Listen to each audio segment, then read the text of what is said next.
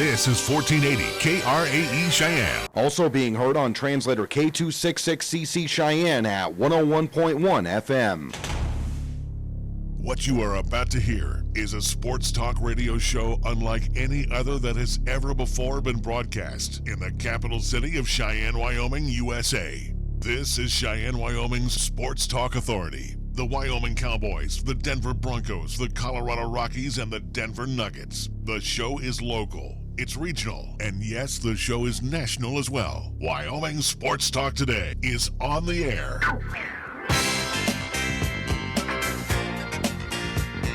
If they're talking sports on the radio in Cheyenne, this is the place it happens. This is Wyoming Sports Talk Today.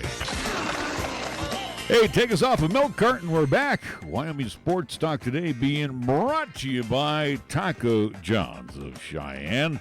Again, where they still have their Nachos Navidad and all kinds of goodies for you, including their six-pack of the pound. Taco John's of Cheyenne. Jolly Rogers RV Sales and Service, where the gang over there wishes you all the best during this holiday season. Most importantly, thank you for your continued support.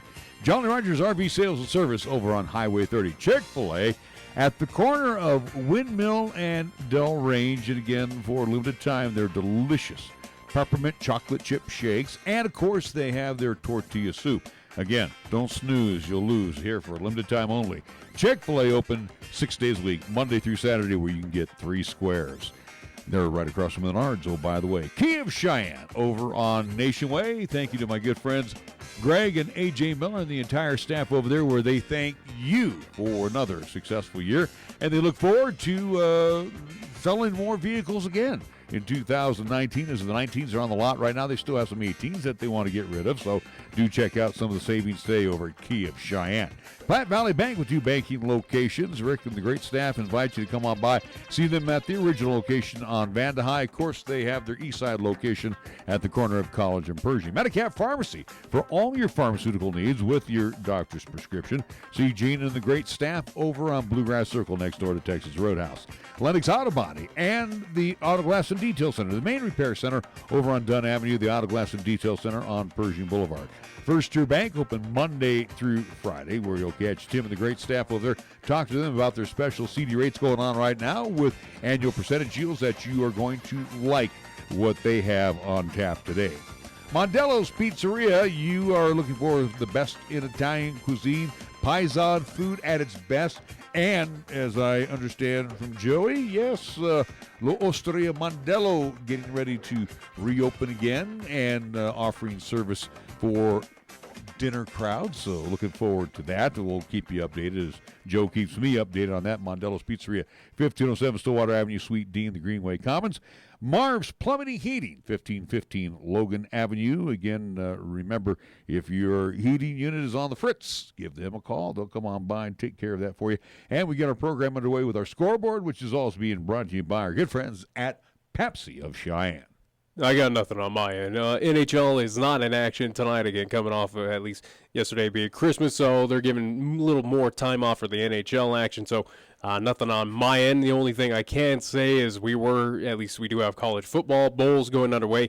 I can't tell you which ones are underway, but at least the earlier contest between Boston College and Boise State, the First Responders Bowl, that was happening out in Texas, at least at the Cotton Bowl, unfortunately has been canceled. It has been declared a no contest, so kind of a blow to the Mountain West Conference. So that's kind of what's going on, at least today. It was canceled due to weather. Due to lightning around, but again, it has been declared a no contest, so no victor will be coming out of that bowl game between Boise State and Boston College. So Cal and TCU will get underway here, about 7 o'clock our time, and just getting underway is Minnesota and Georgia Tech.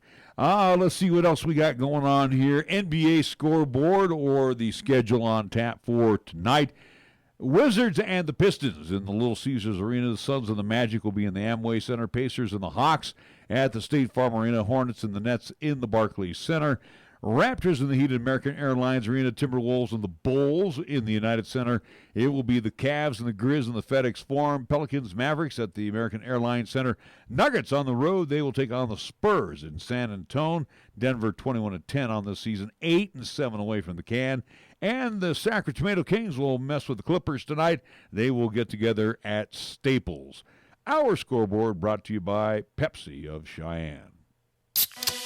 This is the Pepsi that's got a date with your taste buds. We're talking 1,000 bubbles dancing a two-step with you and 2 tacos at 2 a.m. Order number 83. Come on, you're up. This is the Pepsi that has mastered the art of the late-night munchies and is always down to dig into some deep dish. Hey, we don't do deep dish, capiche? Try telling that to Chicago. This is the Pepsi for po' boys, pulled pork sliders, and the godfather of all sandwiches, the Godfather. This is the Pepsi for street carts, anything a la carte, and is dying to make the leap into your grocery cart. Come on, take us home with you. This is the Pepsi for those who are forever fun. This is the Pepsi for every generation. You're listening to Cheyenne's new Sports Talk Authority. This is Wyoming Sports Talk Today on AM 1480 KRAE.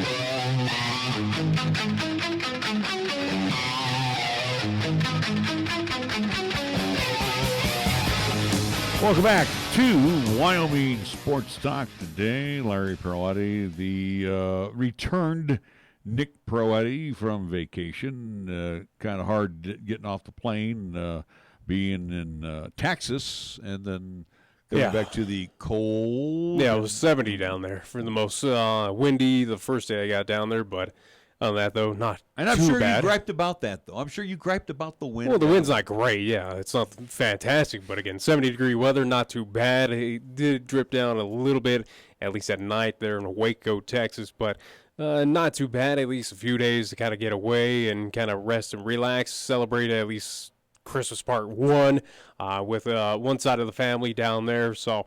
and also to get in at least a little Baylor athletics as well down there. Got to catch a Baylor Bears in action as they played host to the Oregon Ducks, and also got to check out the Baylor Bears at least football stadium. Took a little tour of that, so did a fair share of at least sports entertaining while I was down there for the 5 or 6 days. So nothing too bad.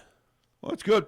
Glad you got out of town and you come back to Cheyenne, and now here we are. Yeah, back at it again, or at least we're not in the thick of it until January. I was understanding that we weren't going to be back on this until after the first of the year, but I figured that was my opinion, but I figured, why not take this opportunity to bring back Wyoming Sports Talk today, because it's not going to be here for at least the next 3 months upcoming for January, February, and March, as we're going to be not every day. There will be sporadic. There might be weeks where we might not even have a show, because that's how much basketball we will have between LCCC men and women, which will get at least underway January 2nd with the women, as we will be on the road with them down to Alamosa, Colorado, as they will take on Adams State junior varsity squad. Again, down there at least still preseason action for LCCC, the Lady Golden Eagles. And then also, too, coming up at least right after that game wraps up, we will have the Taco John's invite. So high school action Thursday, Friday, and Saturday, where we will see Cheyenne Central, South, and East, all 3 teams, on Thursday, Friday, and Saturday. So, again, that begins the fun as, in January, February, March, we get into the thick of it of high school and LCCC basketball. Back at it again. I've enjoyed the time off. Just kind of recharging the batteries. Yeah. Of course, I've been doing a lot of internal things around here, but other than that, hopefully everybody had a nice holiday. Good. Christmas. I guess, again, all this time off, I guess you can go over to Laramie coming up this Saturday to see the Cowboys take on Dixie State, if anyone cares. The team that is now dead last in the Mountain West. Well, it's not even a matter of them being dead last. They're just not good. Oh, they're injured. You could use that excuse to hurt. I think that's a valid excuse right now for the Cowboys. They are missing a lot of pieces, and this team is in dire straits. Yeah. It doesn't look like, again, you're without Maldonado. That was at least recently announced, I do believe last week, 4 to 6 weeks is how long he will be out. So, again, you're losing a key player right there. So 4 to 6 weeks, we're looking at, again, somewhere February. Well, you're starting the conference season in January, so you're talking about at least half of the Mo West season. Yeah, you're already in the thick of conference play, so if not more. Yeah, and right now it's this 2018-2019 season is pretty much a wash. Don't expect miracles. Don't expect Maldonado to come back and then just lead this team on an absolute run. again, even when this team was healthy at the beginning part of the season, at least in the preseason, there in November, this team has a lot of issues. This team is very young. So let's say this, okay? Because you hear all the boo birds and those. I don't think you're hearing boo birds right now at the AA. No one's showing up. No one's showing up. That's the second part of the equation. Do you give Coach Edwards a pass on this season? I think you have to. I honestly do. 21 seasons. Do you give him a pass? I think you would. I think fans probably are going to, again, of just going off of past track history and, again, realizing of the injuries. Again, it is a young team. You'd hope that your veteran leadership of especially Justin James would do something. Who's gone after this year. Yeah, he is. He will be gone, and he's trying all his best for the Cowboys right now. He's trying to put this team on the back, and it's not going to work. He's showing that he's not. He's basically showing he's mortal. But you're giving Coach Edwards a pass, and that's fine. I don't have a problem with that. I think you have to. The fans. It's kind of like with Kyle Shanahan right now with the 49ers. Yeah, I know, but you give fans, the season a wash. The fans aren't giving this team a pass. They haven't given this team a pass. Well, what were expectations going into the season for the Cowboys? Again, they were picked to finish pretty much in the middle. Yeah, middle of the road, Mount West. Nothing to do anything special. Yeah, nothing to do anything special. Again, for me, I thought this team was going to finish 500, if at all. They're showing that they're not going to. I don't believe that they'll finish 500. They're going to finish well below the Mendoza line. But what were the expectations for the Cowboys? It was pretty much, yeah, we're young, we're building. You're going to lose some veteran talent, but you are trying to build this team for future years. For me, at least, kind of going into this season, looking at this team, this is a little unexpected, but also too. I wasn't anticipating this team to make it to the NIT, NCAA, win the Mountain West Championship, anything like that. It's a little shocking at being 3-9, again, dead last in the Mountain West at this point in time with one non-conference game remaining coming up this Saturday at home. It is a little surprising, but again, you can't really dictate or at least anticipate as the injury bug hitting Coach Allen Edwards' team as bad as it's done. And getting healthy by tournament time, where they're going to be definitely in the pigtail type games. Because this team won't even finish in the top 8. Okay, no. That's a guarantee. They're not going to finish they're just not good. Okay, yeah. Bottom line, they're too young, like you said, too beat up, so to speak. Maldonado. It's all dependent on him coming back to relieve some pressure off James. Also, the development of Hunter Thompson. Yeah. Hunter Thompson's going to have to pick up his game more and more, which he is. He's not doing that bad of a job. But 2 out of 5 doesn't win basketball games. No, and especially going against this Mountain West Conference, where again, and I won't even see Boise State because, again, that's the first team you'll see in the Mountain West. But, again, UNLV, San Diego State, New Mexico, again, Nevada. You have no shot against Nevada. Nevada, those two contests might be pretty ugly. Here's right now, you can look at the teams you already get size up. New Mexico, San Diego State, UNLV, much improved. Mm-hmm. Obviously, University of Nevada, the Wolfpack.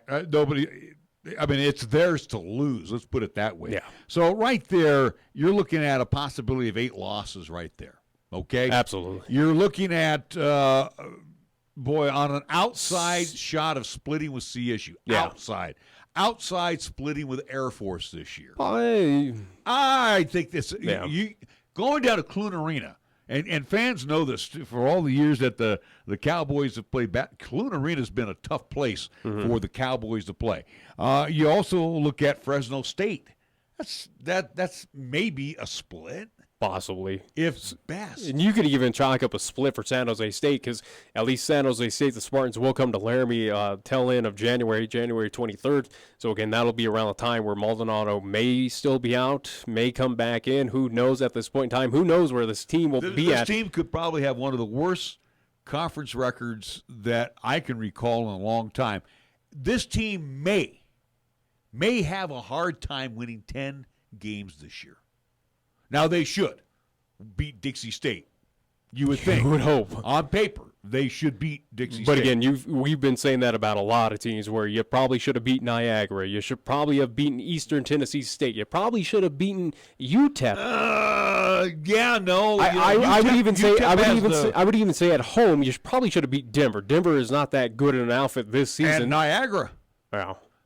If you really want to pick hairs, I think UNC, they should have beat them. No, Northern Colorado is far better, much more talented. I understand they're better, but they're also a step down from the Wyoming. But however, they Cowboys beat as well. South Carolina. They beat an SEC team. How do they do that? I do not know. So, Or at least the ACC. Cowboys, like I said, for the Cowboys this year, they're going to struggle just to win 10 games. I think that's an absolute possibility. I think it's about a 10-20 season, if that. And they're going to be a first-round adios in the tournament and start looking Oh, ahead yeah, towards they're next year. guaranteed to play in that at least first round of the at least Mountain West tournament there. Pigtail. And basically, you're out, They may come in as like the number 11, number 12. Who knows? But I think right now for Coach Allen Edwards, kind of needs to put in the same mindset of what kind of LCCC coach Jason Ficca has in his mindset. Again, they're not as in desperate needs as the Cowboys are, but for Coach Ficca, it's something he's kind of talked with us on the show, or at least off air, of saying, hey, preseason, not too worried about it. What I really worry about and where I want my team to get hot is in January, is in February. And also, too, in March, where we surprise those teams, get on a run, surprise a few folks in the Mountain West tournament. Could the Cowboys do that? I don't see it, All right, but stop that's right all Allen Edwards could hope. Stop right there. With Jason Fick, at least he's got a couple parts coming back. Oh, yeah. I mean, right now, Well, the yeah, Cowboys are beat up. Coach Edwards is going to have those pieces back, some of them, not the full team, but again, it's something where all I'm saying for Coach Allen Edwards at this point in time, where again, looking up at the rest of the Mountain West, again, this team is dead last right now in the Mountain West Conference. All you can hope for at this point in time in this season is at least your Cowboys find some sort of heat, or at least some firepower, some streak in them to kind of surprise a few teams in the Mountain West. Maybe get hot at the right time heading into Las Vegas there in March. Who knows? And also, too, Nick, let's be honest. This was not a good team at the start of the year. No. It was, again, if we thought anything, they were going to be mediocre. Well, they were worse. already behind the eight ball of what happened in the offseason for this team, where, again, you had a lot of players move away from the at least team, again, going to other universities, or either just dropping out of school due to family issues, family health issues, whatever it was. This team was already behind the eight ball going into this 2018-2019 season. So, again, kind of feeling the ramifications right now at this point in time. And it doesn't look like it's going to get any prettier for the Cowboys coming up. Again, as they do have one remaining home contest coming up this Saturday against Dixie State there at the AA. And then start of January, you get right into it with Mountain West Conference. It's the Mo West season, and it's not looking too pretty. If you at least swap the sides, at least for something positive around here, especially out there in Laramie, Cowgirls, yeah, they're doing good. Yeah, they're doing very well. They've wrapped up at least December. They won all three of their games of the month of December. They've had the lengthy break. Again, they won't get into action until January for Mountain West play, as well as they will be on the road taking on Boise State. But Cowgirls doing pretty fantastic right now. And again, they're a young team as well, so they're they still have veterans on that team, but yeah, they're not senior laden, not too heavy, but they're doing very, very well so far. Again, we'll see what this team is made of at least going into Mountain West play coming up. I still believe the Cowgirls, maybe this could be the year. Could be the year they finally, not necessarily win the Mountain West regular season championship, but could surprise a few. Could maybe make a run in that Mountain West tournament. Is this a team that could be good enough to make it to an NIT bid? One can only hope so. But again, this is nothing new for Coach Joe Laguerci. Yeah, again. I mean, the team is competitive year in, year out, so we'll give Coach that. Again, I still think the team is a work in progress. Right now, it's looking more positive than it is negative, so that's a good thing. Again, they'll have a little momentum heading in after the Christmas break. Again, 3 straight wins, 3 only games in the month of December, and you are sitting, I do believe that's 7-2, at least to wrap up non-conference for the Cowgirls. nothing too bad. Again, only 2 losses under your belt so far. And again, heading into Mountain West play, again, with a little bit of a win streak heading into it. Again, confidence, hopefully, again, the Cowgirls, they know what they're doing. They are showing that they can play ball. And again, let's see if they can get it done against at least the Mountain West competition so far. Yeah, the Mountain West competition,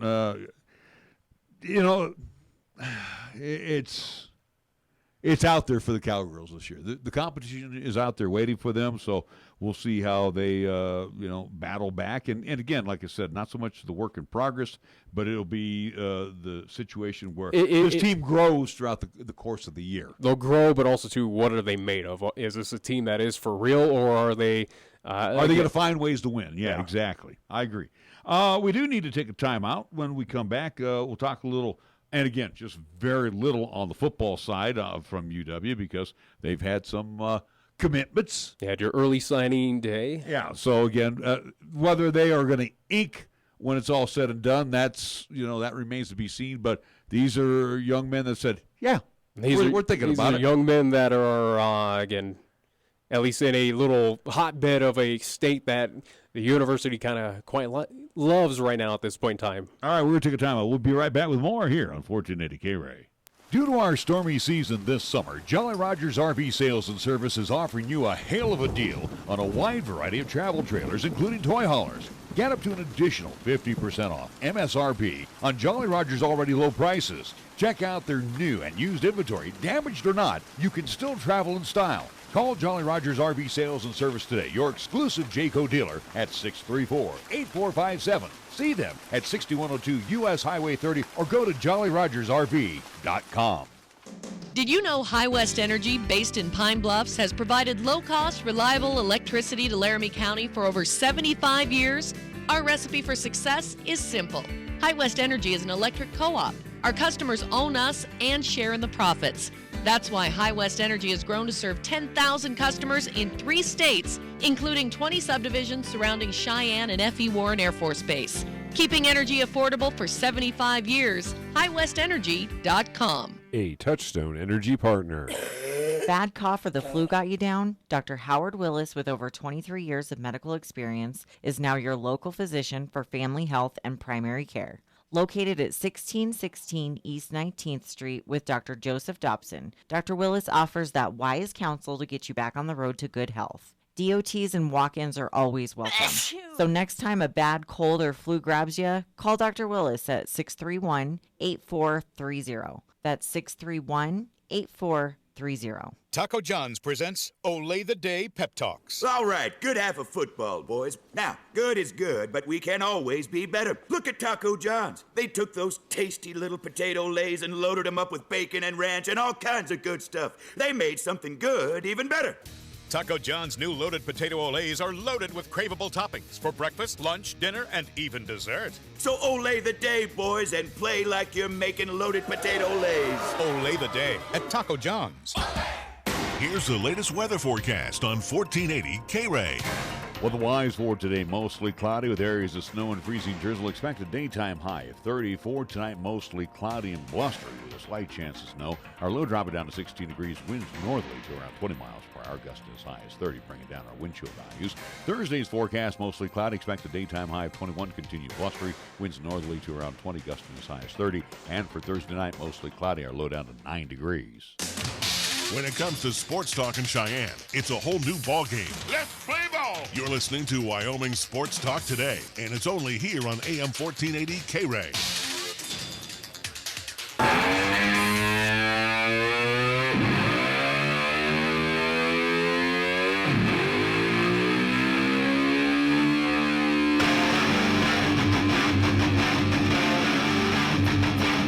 You know, a lot has gone on since we last talked to you, and that includes the Wyoming Cowboys. This would be back, a week ago on the 19th. As, again, these are individuals who signed letters of intent. Yeah. They still haven't put their names officially on the dotted line because signing day will be coming up, Yeah, it's early signing day as well. Again, signing day, I don't know the specifics on it. But these are student athletes that said, we'd like to come, but something may happen between now and the official signing day. So, of course, the one player that is grabbed by the Cowboys, I don't think that's going to change, and that is Parker Christensen, the tight end from Sheridan. Yeah. I mean, he always wanted to go to Wyoming. He made that commitment. Again, he's the 2018 Gatorade Football Player of the Year for the Cowboy State. Let's see. They got the number 5 ranked recruit in the state of Minnesota by Rivals, offensive lineman Latrell Bible from Minneapolis. So bolstering that offense, at least offensive line, especially, again, with Parker Christensen, a tight end, again, a good weapon that we saw with the Bronx for, again, his career there at Sheridan. Again, a team that has gone to 4 straight state championship games. Again, good offensive piece there. Again, getting again, how much you read into those online or at least those prospect scout kind of rankings of, hey, if he's the number 5 in the state, rah. But, I mean, it's good that at least early signee, hey, you address some of the needs of what, at least how pathetic that offense was of what we saw last year. So they also grabbed 3 more recruits. Well, actually 2 more. This is ranked by 247 Sports instead of Rivals, both out of Minnesota. Number 10 ranked Trayton Welsh, and number 12th ranked Devon Harris. He's a defensive end. Welch is a tight end, and then, of course, Bible, the offensive lineman. Kind of makes you wonder if Craig Bull has maybe people out there, again, former North Dakota State Bison, again, close by Fargo to Minnesota. It kind of makes sense of why you get some recruits out of Minnesota. But anyway, so let's see. The number 37th ranked recruit in the state of Missouri by 247 Sports is cornerback Caleb Roberson. 8 Wyoming signees were rated as 3-star recruits by 247 Sports. They were Isaiah Abdullah, linebacker Alex Brown, wide receiver Keontae Glinton, safety Devon Harris, Carlos Harrison, Jack Lookabaugh, he's an offensive lineman, and let's see, Roberson is a cornerback. I want to make sure I got that. 5 incoming Cowboys have already been selected to play in postseason all-star games. You mentioned California, so the state of California. I didn't mention California, but it seems like for the Cowboys, it's become. For the Cowboys, California is kind of the favorite state right now to recruit out of, or at least get some early signees. And boy, did they ever! Again, now out of the Golden State, they picked up a lot of California players, at least potentially coming to UW. Yeah, and let's see, the state of California leads the way for Wyoming early signing class for 2nd straight year. The Cowboys signed 7 high school players from California. Next state, Texas, with 4 commitments. 3 student athletes from Minnesota, and Wyoming, Illinois, Missouri each had 1 individual sign with the Pokes during the 2019 Very interesting. Only 1 out of Wyoming again, where you have surprise again. Those players obviously throughout the Cowboys state can go wherever they want, but it just seems interesting. Only 1 out of kind of there's a lot of talent here. I understand that there's a lot, especially in Class 4A. There's a lot of talent in the Class 4A ranks. We called a lot of games this year. Yeah, just off the top of your head, who stands out as one that can make an impact for the Cowboys right away? Right away. I mean, step in there as a freshman. Maybe Christensen, probably. Again, that's probably why. And we never saw him. Well, again, seeing at least highlights of him and everything, and just kind of listening to what he did throughout Class 4A. I look at the linemen that we saw this year. You go to the Thunder Basins, you go to the Cheyenne East, the Natronas. Nobody really just wowed me that they were just going to be great D1 prospects. That is not an insult to any of these young men. I'm just saying, even for the Cowboys, I just don't see where there's just that, that great talent out there ready to, sign with the Cowboys. It's just, to me, it was an okay year, for high school football. It was okay. And again, the teams that won were supposed to win. It's been the same for the last few years. I think the only new team that kind of surprised a little bit was Thunder Basin of what they did. But again, they're the old Gillette. Yeah, it is the old Gillette, but they do have a lot of young faces as well too. Again, that quarterback up there, he's going to have Hamilton. Yeah, Hamilton's going to have 2 or 1 more year left. He's a senior next year. Yeah, so I think he's actually too small to play in D1. Well, I don't think he's going to University of Wyoming, or if the Cowboys are even scouting him. But again, he should continue playing ball, whether it's at an NAIA Division II, Division III school. But again, trying to think of where we saw across the state, whether it is local products here with South, East, and Central. I guess you're right. Again, are any players, at least graduates, that are going to be ready to make an impact for the Cowboys at this point in time? Probably not. No. Let's see what we got going on here. So, again, California leading the way, and then Texas with 4 commitments. And, again, it's nice to get the ones that are ranked high, but, again, the blue chippers, the 1-2s. The blue chippers are going to Boise, if anything, in the Mountain West Conference, or going to Fresno, or going to Utah State. Wyoming is not going to find those blue chip prospects. So, again, reading into these 24/7 we find rankings, the diamonds in the rough type of athletes. You would hope so. Again, at least where you got lucky with Josh Allen, you're hoping for that. I would love to believe that Tyler Vanderwall is another diamond in the rough, at least QB for the Cowboys. Again, that will be to be determined again, as he's got plenty of years left for the Cowboys. But, yeah, again, don't expect blue chips at least to be early signee or on signing day for the Cowboys. This is a Craig Bowl-led kind of scouting squad that tries to find those players that are overlooked, like a Josh Allen, where, hey, no one wanted to touch this guy, and now look at Josh Allen again. Top first-round pick for the Buffalo Bills, doing pretty fantastic right now in the NFL. This is what the Cowboys are trying to find. And, again, going into the Golden State with California, again, trying to be that pipeline state, and where, at least now in the second year in a row, it's been that pipeline state. It seemed to me California, more than anything, Nick, is more of quarterback you than it is. Yeah. The linemen, I think about it. I mean, if I'm going for linemen, I'm going down to Texas. Well, yeah, or you're going to go into Nebraska. Yeah, but you go for the bigger, again, that's where I think right now for the Cowboys, especially what are the needs coming up in the football season, I would say probably offensive line. Maybe also that defense is losing a lot of pieces. But offensive line, defensive line, running backs in California, where do you think they're going to hang out? They're going to hang out trying to get into the Pac-12.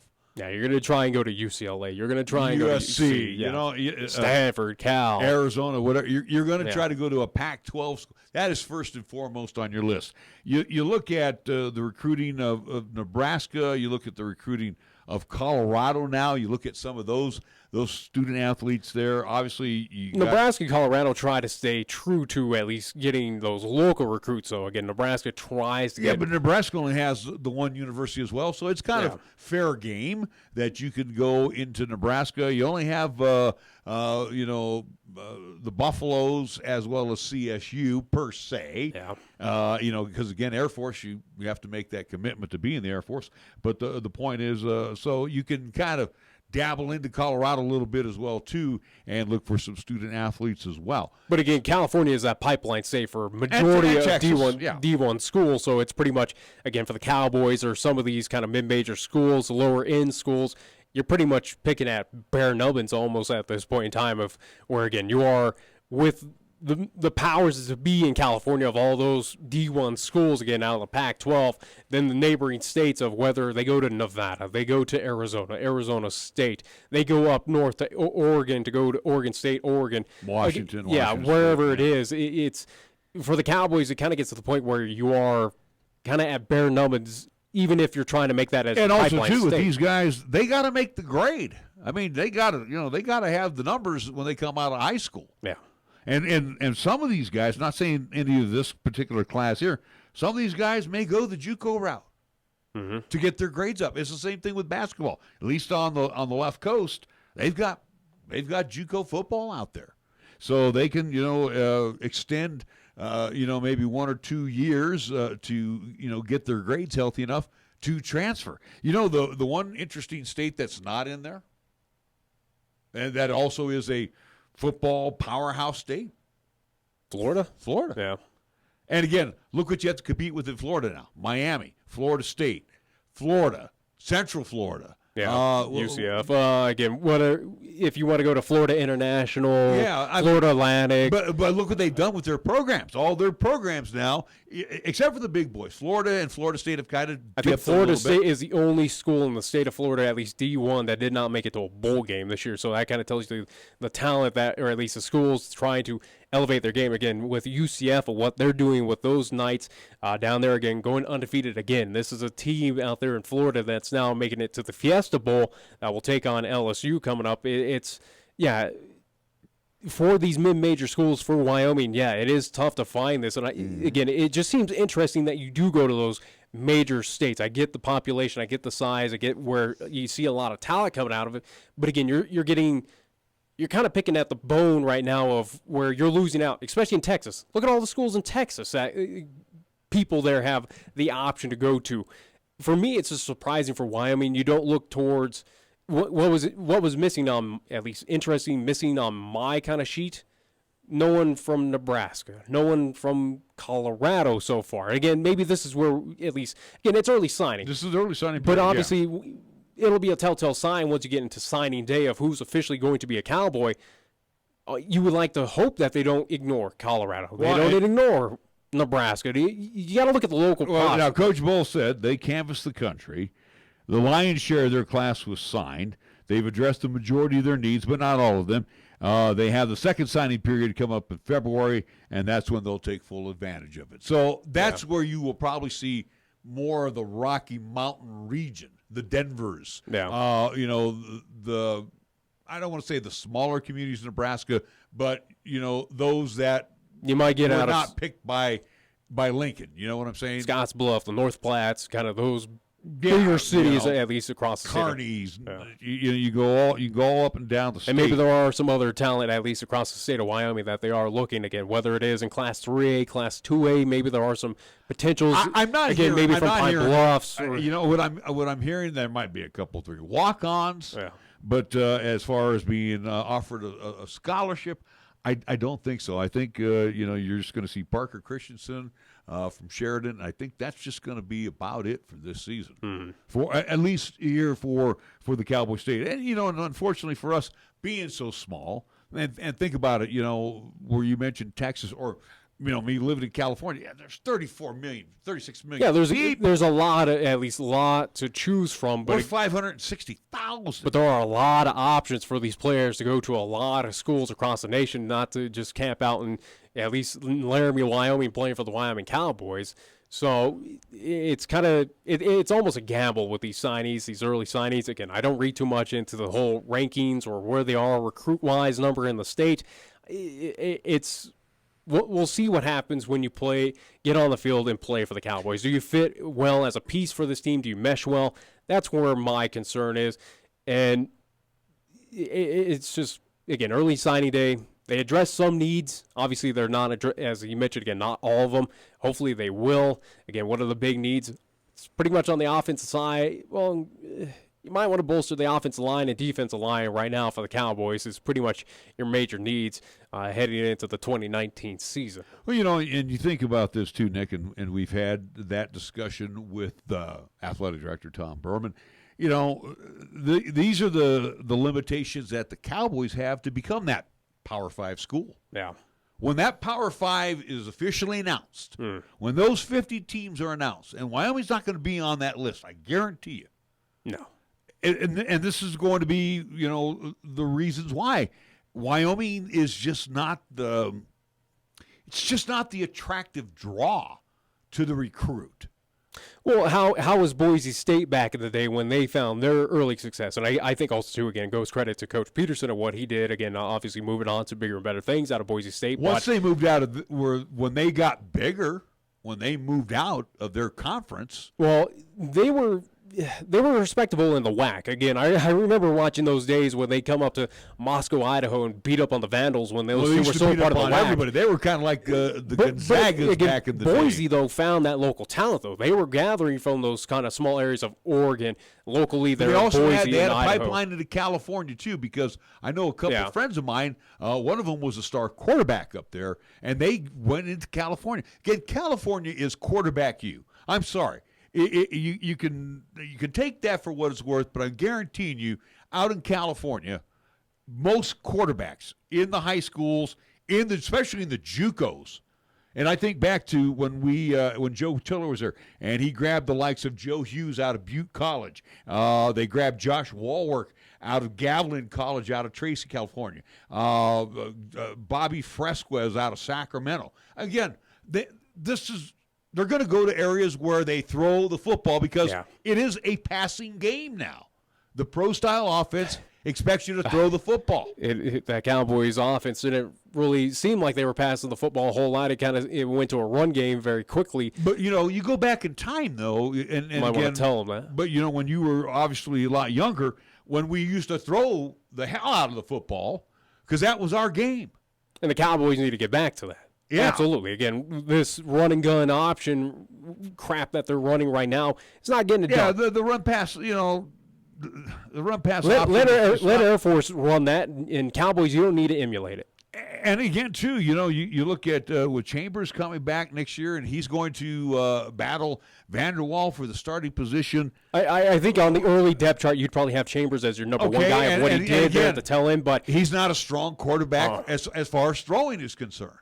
No, Tyler Vanderwall is your guy for that. And he's not that efficient.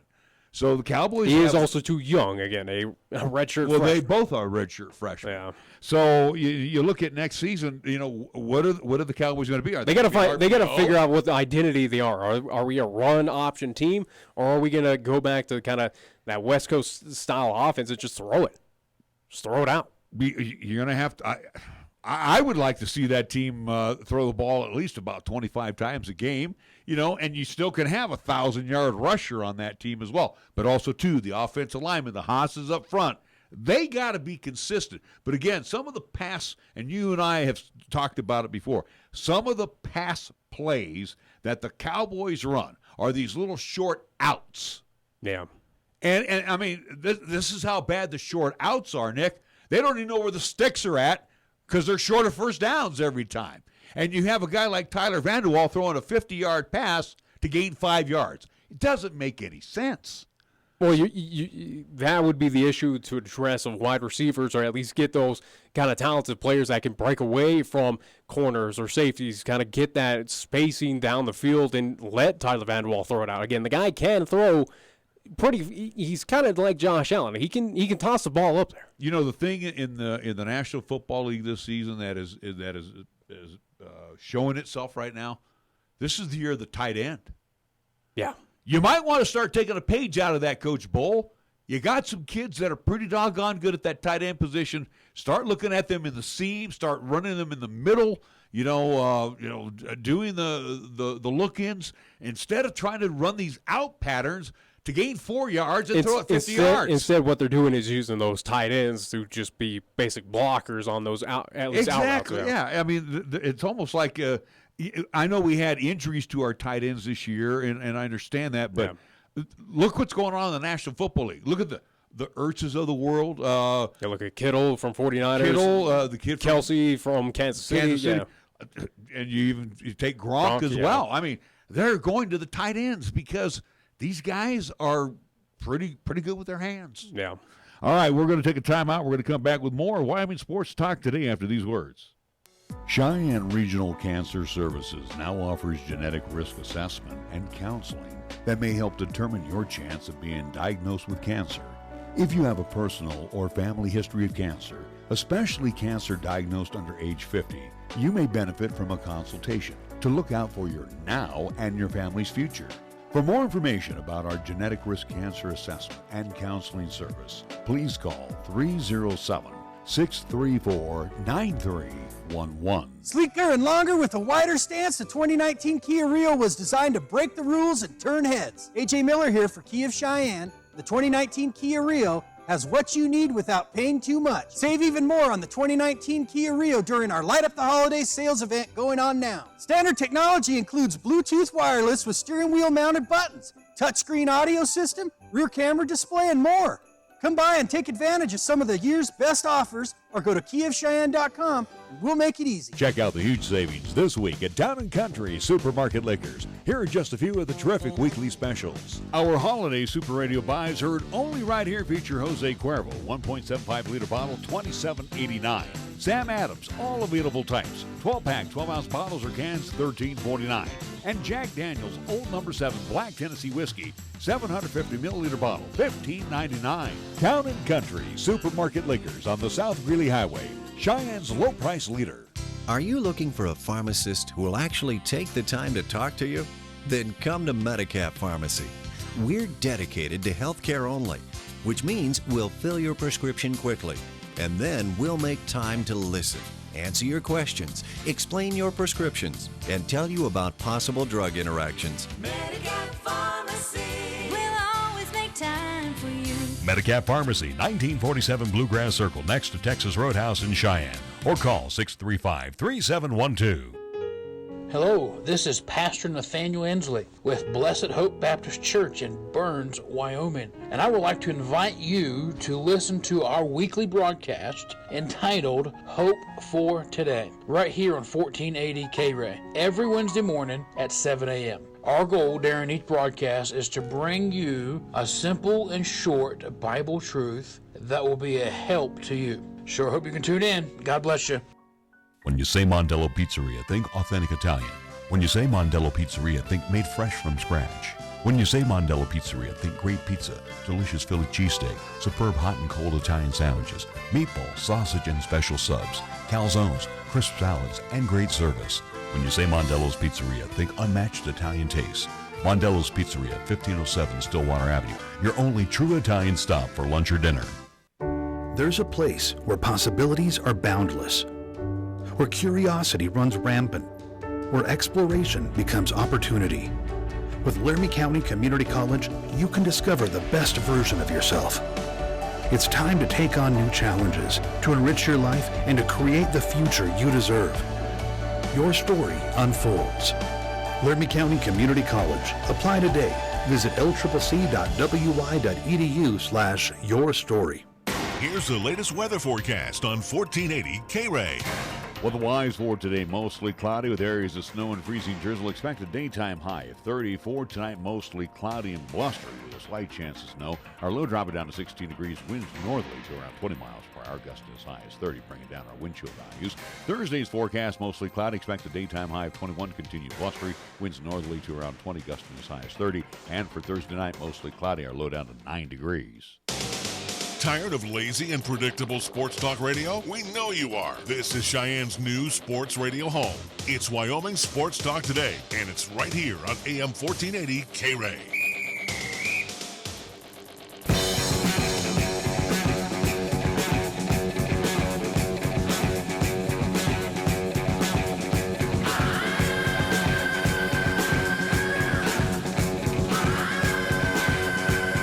We are back on Wyoming Sports Talk Today. We will have our Stampede Coaches Show coming up in the 4 o'clock hour. I'd like to hope so. We at least try to confirm it with Coach Neil Breen. He does realize that we are doing the show today, so hopefully he will join us at 4:30 along with the player. It would be a disappointment if he doesn't show up. He did mention that, again, as yesterday was Christmas, as most Stampede players have maybe gone back home to at least see their folks, or either kind of gone away from the city of Cheyenne after the road trip to Las Vegas this past weekend. But again, we'll see if we get a player in. Again, fingers crossed at this point, but it is all to be determined. Again, hopefully the Cheyenne Stampede Coaches Show coming up at 4:30. Oh, we today. do have a lot to talk with Coach, because we haven't chatted with him in about 3 weeks. I mean, I know he had 2 weeks. He had the rough homestand. Yeah. Didn't really want to speak a whole lot about that homestand against Steamboat. But again, they were at the Vegas Showcase, saw a lot of talent. Unfortunately, at least that past weekend, only went 0-1-1-1, as they had one overtime victory against the Wichita Junior Thunder. Lost in overtime to the CPJHL Red team, and then also lost outright to the West Sound Admirals there in Las Vegas. So again, a lot to talk about with Coach Neil Breen. hopefully today at 4:30. Also, too, we did not get a chance to mention this because it happened over the winter break. Do believe around at least kind of close to Christmas Eve. I can't remember exactly when Jose Arenas at least discussed this with us. Yes. At least sent across the way. But from LCCC volleyball squad-wise, head coach Austin Albers is going to be moving on. He will be moving down south to become the new head volleyball coach at CSU Pueblo. So congratulations to him. Congratulations to Austin Albers. And as a matter of fact, if you think back to it, when we had him on here, because, again, you don't, nothing. He's not going to allude to anything. Well, nothing about being a JUCO coach the rest of your life. Obviously he had higher ambitions, and that's what you should be. Yeah, you should take your game a little higher, and obviously he's been under the radar. Yeah. Of some schools that are above the JUCO ranks, and congratulations, Austin Albers. Yeah. I think he leaves the program. This is one of the things too. As opposed to major college or high school, he leaves the program in fairly decent shape. It's the cupboard's not bare. Whoever comes in and takes over. Coach Albers basically built the building blocks for this team again, set him up where he's the first coach to ever do, at least in LCCC's program's history, of what getting them back-to-back, at least national champion, at least tournament appearances in the volleyball ranks again, getting also to the Region 9 championship last season. He's kind of built this stepping stone of trying to elevate this team into bigger and better things. Now, whoever is going to take over the reins for Coach Austin Albers for next season, again, has big shoes to fill. Has a lot, again, right now you talk about expectations for teams. Kind of expectations are extremely high for this team. Again, it's a squad that's going to lose, yes, a lot of talent, but also, too, is going to retain a lot of talent. Again, i.e., one Jazzy Espinoza. She's going to be coming back in a great player for Austin Albers. So whoever comes in, it's going to have a little fire underneath them where, hey, we expect this team to be competitive in Region 9. We expect this team to win championships. We also do expect this team to go to the national tournament. And they expect the team to win. They're expecting a winner. This is why they're going to accept the job at LCCC, because they know that they step onto the floor with this group of young ladies that they're, and again, Coach Albers left this program in really good shape. I'm telling you, this cupboard is not bare. That coach that steps onto the floor next year and runs this program should be able to take them to the same heights. You would hope so, and again, that should be the expectations. This is, again, whoever takes over that reins has to realize that you are taking over a powerhouse right now in Region 9 volleyball. That is what LCCC has kind of become right now in recent years under the success with Coach Austin Albers. So it's going to be high expectations, and again, hopefully the core group there at LCCC, including AD Clark Rasmussen, makes the best decision, at least realizes, hey, right now for LCCC volleyball, they're doing something very special right now in that program. Well, and I'm sure the search is on, and I'm sure that there's been inquiries being made right now about that head coaching position over at LCCC. So we do wish Coach Albers well, and hopefully continued success as he turns that program around, and hopefully turns that into a stable winner down there at CSU Pueblo. There's so much to talk about. I don't want to get into the baseball part yet, but National Football League. Yeah. I mean, you have pretty much everything set in stone. Again, a few teams on the outside looking in. It's pretty much all. Not everything is set up, but right now it's more of seeding and who's going to be on the outside looking, especially in the AFC. I don't want to get into that. We could probably say that for the top of the hour, but it was brought up again to me not once but twice this weekend. And a couple friends of mine were saying this, and they're having this hard time understanding with Kansas City having the best record. Yeah. And the Los Angeles Chargers tied with them, and they're the number 5 seed right now. So, and again, because Kansas City's it's basically saved for your division winners, and again, those kind of top at least 4 slots, or for your divisional winners, and at least with LA Chargers. It goes back to the wild card that we talked about in baseball. Same thing too. Yeah. It's like you have a good season. And you kind of get punished. And you get punished for having a good season. And I did not know how to answer this. But do you punish the divisional winners who, again, say for the AFC South, say for the AFC North, hey, you play in a pretty bad division. You still won it, though. I mean, is it fair to punish those winners again? Whether it is again, obviously New England right now sitting at the 2nd seed. That's not a good example, but you look, Baltimore, yeah. No, Baltimore's what 8-6-1. Houston's again, they're not too bad, but 9-6. Excuse me. But again, do you punish those to kind of move in front of at least LA Chargers? You finished 2nd behind a better team in your division. You didn't win I guess your the question would be though too on this situation though, Nick, with the LA Chargers. They're 11-3 or 11-4 right now, and let's just say for argument's sake they beat the Broncos. They're 12-4. Kansas City ends up Broncos winning. are kind of written off the season. But Kansas City wins the division at 12-4. But it kind of sucks that a 12-4 team has to go take on, let's say Baltimore loses, and they end up 9-7. So Chargers have to go to Baltimore with a better record. I mean, there's some good arguments for and against it. I mean, the way the playoffs have been put in place has never really been.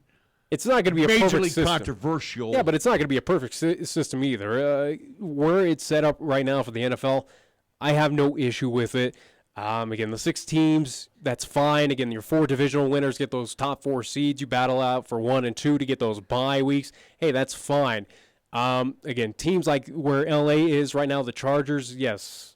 Hey, I feel for you, Charger fans. Well, same thing with Seattle too. Look at them over there in. They're going to be that number 5 seed, and they got to go to Dallas. Could care less about Seattle. I know, but I'm just saying they got a better record. Yeah, but they didn't win their division because again they weren't the best team in the NFC West. That was the LA Rams. So, do you fault? Can you fault at least Seattle? Can you say, hey, yeah, you deserve to vault over these divisional winners, even though you couldn't win your division because you lost to a better team in your division? Let me ask you this though. Let's just throw this out. You win your division, okay? So you got 4 teams that win their division. Yeah. We know on wild card weekend, the 3rd and 4th teams with their winning their division will get the host. Should the NFL say, well, it's a wild card weekend, and you guys did win your division, but you didn't have the better record. So if you're a 5 seed, you're a 4 seed, and you got to take on number 5, and that's the Chargers, you need to travel to Los Angeles. Damn it, I'm going to keep saying San Diego for the rest of my life, and I apologize. But I'm just saying, I would think the NFL should seriously take a look at that. I would say yes, especially kind of you look at the NBA where they've kind of addressed that a little bit of hey, your divisional winners obviously they're going to move on, but it kind of depends on where you are overall standings. Yes, obviously NBA and NFL completely 2 different entities, but and one's more popular than the other too right now. Yeah, I would say. If the NFL were to look at that, do that option where yes, it would be LA playing host to Baltimore or whoever in that wild card weekend, because again they did better than that divisional. But again, it goes into, do you punish the team that won their division? Again, they won their division better than 3 other teams, whether it was the AFC North, AFC South, AFC West, AFC East. Hey, you beat 3 other teams. You got enough wins to win it all, to move on to the playoffs. Do you punish that team that, as much as, again, they didn't have, for whatever reason, the easier schedule, the harder schedule than whoever, is it something that you punish that divisional champion? Because, again, for instance, Baltimore, you go through those rankings of who played a tougher schedule. They could probably have the hardest schedule of the season. And they've already beat the Chargers. So. Yeah. I'm just throwing it out there. It's just I think where the playoff water cooler talk. The NFL playoff system right now, I think, is fine. I think how it's set up to award your divisional winners of what they did. Again, getting those 1 and 2 seeds a bye.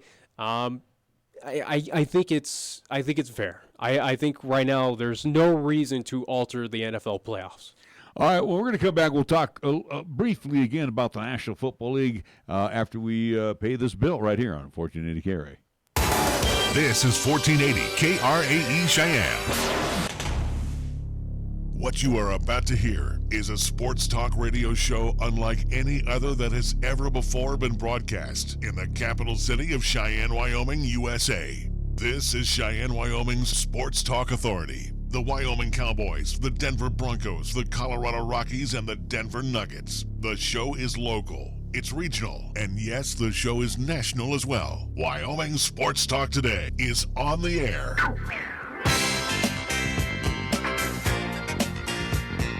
If they're talking sports on the radio in Cheyenne, this is the place it happens. This is Wyoming Sports Talk Today. It is hour number 2 of Wyoming Sports Talk Today, which includes our Stampede Coaches Show coming up at the bottom of the hour. Our program today is being brought to you by Mars Plumbing and Heating at 1515 Logan Avenue, Mondello's Pizzeria, 1507 Stillwater Avenue, Suite D in the Greenway Commons.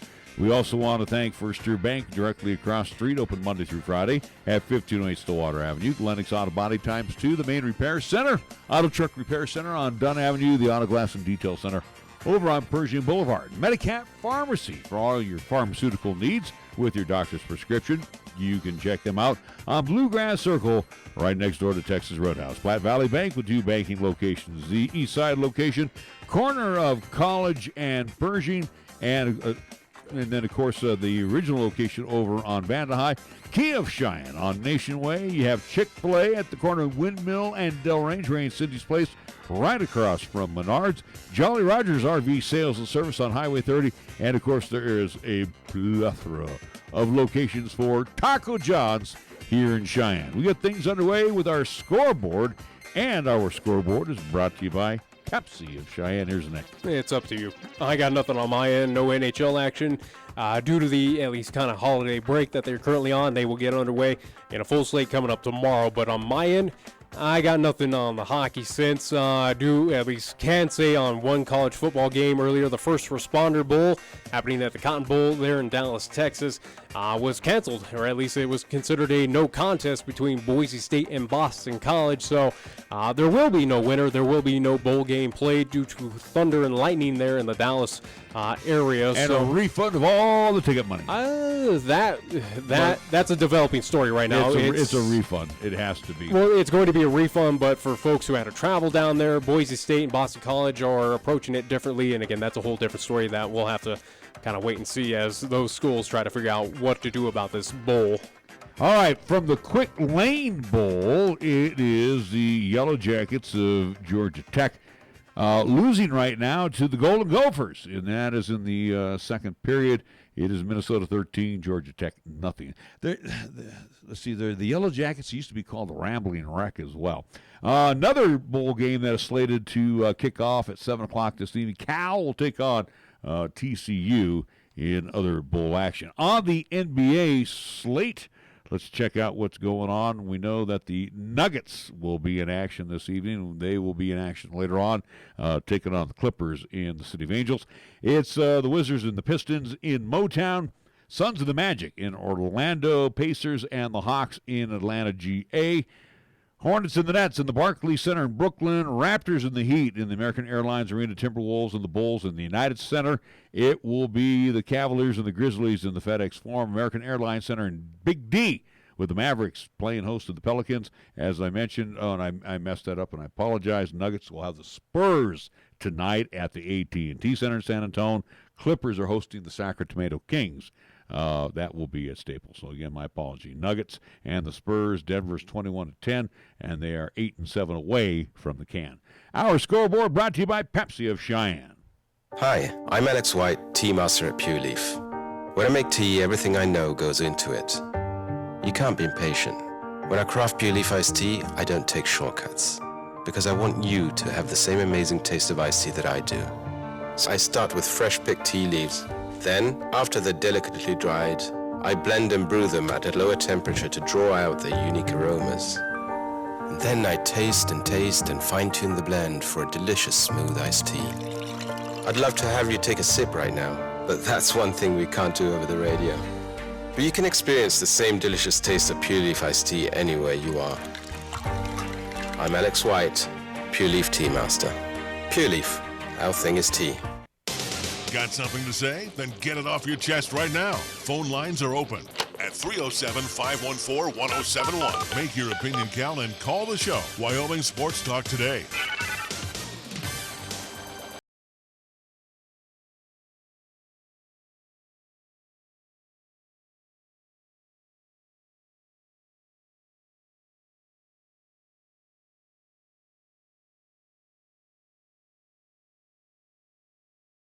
So just about everything is wrapped up in the National Football League. I think there's 3 teams to yet be determined if they're going to make it. I think Minnesota's one on the NFC side, 2 at least with Pittsburgh, and I'm trying to think of, I do believe Pittsburgh, Baltimore, and Tennessee. And I think Baltimore and Tennessee pretty much wrap that up. If Indianapolis, if the Colts win that thing, that automatically squeezes out the Steelers. But it's pretty much who it is, and seeding is all what's kind of mattering, at least going into, week 17 for the NFL season, again, wrapping up the regular season for NFL. But, again, talking about what happened, but we have to look down south of what happened, especially this past Monday, or at least what happened out in the East Bay. What an embarrassment. Denver is pretty much cashed in. Denver is done. Denver, again, my prediction of this team finishing sub 500, around 500, is going to happen. And this is what I anticipated out of this Denver Broncos team. This is not a team that was equipped to make it to the playoffs. Well, what did I tell you back when they signed Case Keenum? It's a ho-hum. It was a ho-hum selection. Yeah, and again, you were getting an average quarterback. You're paying this guy for a season of last year. If anything of what this season proved for Case Keenum is what I said at the beginning of when the Broncos signed him, of you're picking up an average quarterback who only had one great season in Minnesota because he had the talent around him. And he's a journeyman. Well, yeah. I mean, he really has not had a chance to set down roots because he's been on the move since he's been in the National Football And that League. does play at least a little games. You look at, to kind of put a little bit of a parallel, at least spin on it, where you look with Alex Smith of changing at least offensive coordinators his time there at San Francisco with the 49ers. It kind of frustrates you. It almost is very hard to kind of compete where you're learning a new offense every single year. Again, you're switching at least different offensive coordinators. Well, it's a little difficult on that quarterback to kind of understand all right, well, I got this play scheme in my mind that I've been doing for a year. Now I got to change over to this new one. I got to change over to the Broncos' new one. It's a little difficult and again, I would not doubt, a little frustrating for players such as Case Keenum, those journeyman quarterbacks, but again, he proved on what I anticipated. He's an average quarterback who needs talent around him, and he didn't have that talent around him. Well, he had the talent in the running back position, and then, having the injury on the receiving core, and then, of course, the trading of Demaryius Thomas. The Broncos kind of disassembled themselves during the trade deadline. Yes. And again, Emmanuel Sanders going down, that was totally unexpected. But, Emmanuel Sanders wasn't going to carry the ball club as well. And again, this team is it's an aging defense as well. Again, the Lynch done good. I mean, he's had he's another one of those. He's done for the year, but I think right now the main issue is, again, Case Keenum proved that he's an average quarterback. What have you done for me recently? It's an average offense. It was nothing special. And again, that defense is proven. Again, Von Miller, he's a phenomenal athlete. He is the centerpiece of that defense. Actually, Chubb is the one who's going to be the he's someone that is absolutely going to be a new face, a new revitalization piece for that Denver D. But that no fly zone or again, that old adage for Denver, it's not there anymore. Well, and that again, defense Chris is pretty Harris pathetic. Jr. He is the quarterback of that defense, and without him being on the field, that shows. The thing that was so telling of the Broncos season was on the punt. that first quarter punt by the Broncos where the guy from the Raiders took it back 99 yards because everybody gave up on it. Yeah, your hands team, or at least trying to down it there, pin the Raiders far back in the end zone for failing to do it, not even realizing that they did not touch it, and again, running it off for a 99 TD run for the Oakland Raiders to get on the board. I mean, what a great... And then also spotlighting this game. That Monday night game couldn't have been a better send-off for the Oakland Raiders. Also on the national spotlight, here's the Broncos with a 4th down and short, and then they get called for too much time. Yeah, they've been... I think Vance Joseph was ready to blow a vessel. I mean, you can see that's a penalty that the Broncos have had many times this season. How dumb is that? I mean, this is weak. Again... You're professionals, and you're doing this here at week 16, week 17. Again, tail end of the regular season. It's inexcusable. You should know this by better. I don't think. Again, you should know going into enemy territory where your play clocks are. You should understand of how much time is left. You should always have that eye on there, and how you let that fly by, or at least let it go and get penalized for it. Now, if you heard. And you read between the lines in that broadcast on Monday, it sounds like that Vance Joseph will not be back. He shouldn't. There's no way. At the end of this year. Again, I gave him to the 49er game, which, again, in my preseason prediction, and it actually happened, despite the kind of downfalls of the 49ers this season, they still came away with the victory. I figured Vance Joseph at that point in time should have been gone. He only got lucky. He was lucky at that point because the Broncos had a 3-game winning streak heading into that game there at Santa Clara. One of those wins was against big name opponents. Yeah, well, again, all it did was save his job, and right now, again, this team is going to miss the playoffs once again. They're going to finish sub 500 once again. They're not beating the Chargers. Let's be honest. The Chargers have a lot to play for. Denver is a team that has given up, and they have no interest of playing spoiler at this point. I think at home they'll play okay, but yeah, this team's given up. This team is pathetic. But you got to understand the Chargers, though. This game means more to them than do the Broncos. So, yeah, I agree with you on that situation. Again, what I've been saying throughout this season, what I said even going into the offseason of last year, Vance Joseph probably should not be the head coach of the Denver Broncos heading into the 2019 season. Let's be honest with ourselves. If he is retained by GM John Elway, it's a big shock. My question is, who's out there to take over the reins? There's names floating around. Again, you look into what the big, at least Jets controversy or recently of the Jim Harbaugh. Would he go from Michigan up to the Jets? I mean, his name was tossed around for the Broncos possibly. There's also 2 theories of Mike Tomlin, at least out of Pittsburgh. He might be on his way out. Is that a possibility that the former Steelers head coach could be at least in the Mile High City? Well, and also too, we're also looking at the Jet situation. So yeah, there's going to be a lot of dismissals at the end of the year. If Vance Joseph is not, if he still have the Green Bay job too. Yeah, that is true too. Again, could Mike McCarthy join the Denver Broncos, be a head coach there? Who knows? But it's a situation for Denver. You got to address this. Vance Joseph is not. He's not the leadership. He's not the head coach that you want, at least for this team. He needs to be on his way out.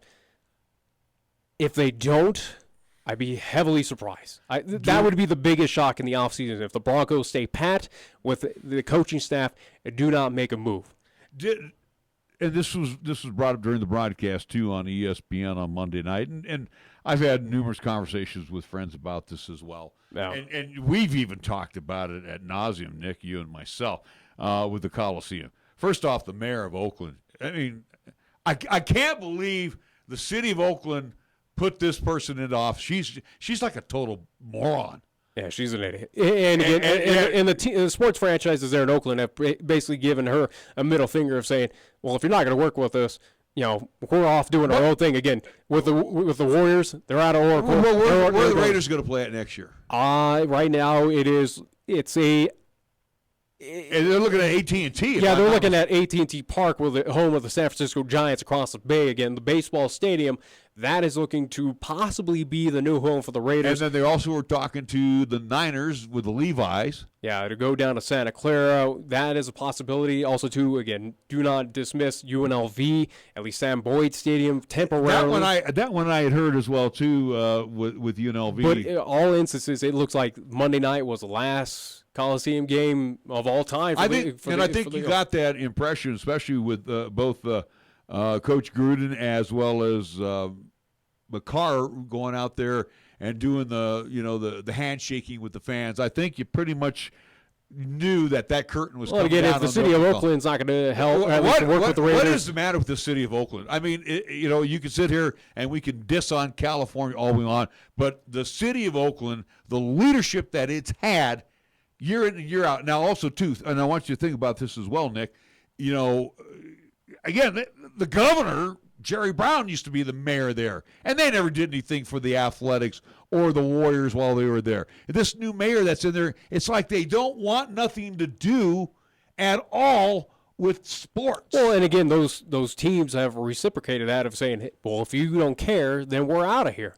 Again, the Warriors, next season, they're out of Oracle. They're going to the Chase Center, again, across the bay in San Francisco. They're going to go back to where their home was. Remember this, though, too, Nick. Most of the support for the Athletics as well as the Warriors don't come from the city of Oakland. Yeah, they come from from Alameda, San Francisco Bay Area, Contra Costa County. Yeah. I guarantee you, Oakland is such a small fiction. Again, that's like Laramie. The universities in Laramie, only a few go to the games. They expect the outside Cheyenne basically to be the next big supporter for the UW.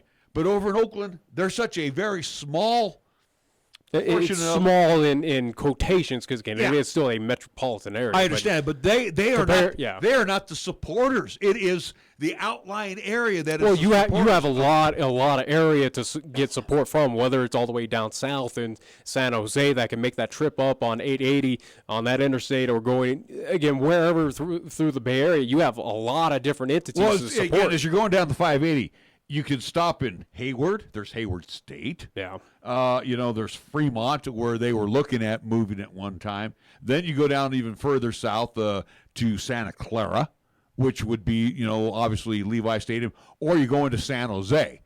Now, again, you could go to San Jose State and play at the home of the Spartans. Yeah, that's awful. I know you don't want to play at a collegiate venue.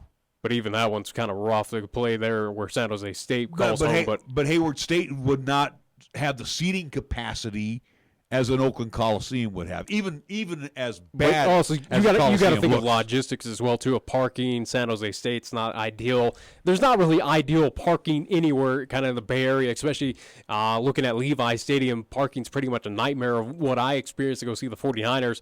It would probably be the same for the Oakland Raiders, but. You know where I would have the Raiders go? And I went there with my father. I think it's best again, the Raiders, you're already becoming the Las Vegas Raiders. You go play in Sam Boyd. Well, you go play at Sam Boyd, which seats about 40-some thousand. Yeah, but you make your establishment there in Vegas already. Here's what I would do, and I know this would not be the greatest area because parking really is lousy, but I wish they would work out a deal with the University of California at Berkeley. Yeah. I went there with my father years ago, watched a Raiders preseason game against the Buffalo Bills. Place was sold out. We had to park, within the community and walk there. But my point is, though, that is a stadium that would be good for the Raiders. And again, it will hold 50,000 plus. But again, who knows? And again, Mark Davis. The guy's not all there, first and foremost, but he also is. He knows how to bargain, though. He knows he's not going to take any guff from some moron who's running the mayor's office in Oakland, and basically told him to go pound sand. And again, I loved it. Mark Davis is not the only owner there. Again, the owners of the Warriors, owners of the A's have all kind of said their sentiments of saying, "You're not working with us. Cool, we'll do our own thing." And that's why you're losing the Raiders. They're going to become the Vegas Raiders. Can you imagine this again? People do not realize the full economic impact. You're going to have two arenas. Granted, the Oracle is probably going to host WWE events or concerts or whatever, but it's not going to have, again, what's its main revenue, especially now, is Warriors games. Huh? The Coliseum, it struggles with A's games right now. The A's don't even want to play there. They're pretty much saying A's, we're Raiders, shipping but out. also host what they used to call Day on the Greens at their concerts. So it is still a concert venue over there in Oakland. I'm just saying, but also you're going to have two entities, two stadiums that are going to be basically empty for majority of the year right now. Again, and that even includes the A's who are going to still be there. And what's Oakland going to do? They're going to keep them. They're going to keep those structures up, and they're not going to get rid of them. They're thinking somebody's going to actually move into those pieces of garbage. Yeah, they're killer. They're just killers. Let's see. We do need to take one quick timeout, and we will have our Stampede Coaches Show coming up here at the bottom of the hour. I want to just get into baseball real quick, so we'll be back after these words. It's a tradition that dates way, way back. I'm talking about Taco John's and the can't skip holiday tradition, better known as Nachos Navidad. Now you remember all those red and green tortilla chips, the incredible nacho cheese, the cool sour cream, and of course, the amazing 100% American beef. When Santa asks what you want this year, tell him Nachos Navidad. Then tell him where to find it. Taco John's. The message is simple. Drive sober or get pulled over. If you drink and drive, remember it's illegal and it can cost you your freedom or worse, your life. It's been determined that a blood alcohol content of 0.08% or more can impair you considerably when you are behind the wheel. Financially, it can devastate you if you get arrested. More importantly, it could result in losing a friend or a family member. That price is too high to pay. Call a designated driver after enjoying a night out and get home safe. Paid for by Federal Highway Safety Funds. It's that time of year. The air turns colder, clothes get warmer, and generosity is contagious for all who are near. Hi, this is Rick Flood with Platte Valley Bank. During this holiday season, we reflect on what's important.